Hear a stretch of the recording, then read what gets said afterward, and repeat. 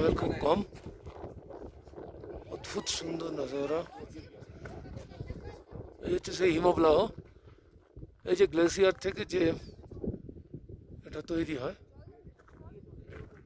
এই গুরুদণ্ডা লেক তৈরি, তা থেকে তিস্তা নদী বয়ে যাচ্ছে, কারেক্ট নীল জল, চারদিকে সুন্দর বাগিয়া। সামান্য অক্সিজেনের প্রবলেমের জন্যে 17,800 ফিট উঁচু। তো অক্সিজেনের কিছুটা প্রবলেম হচ্ছে এখানে, একটু মাথা ঘুরছে, যা হয় আর কি। Amazing Gurudongmar lake.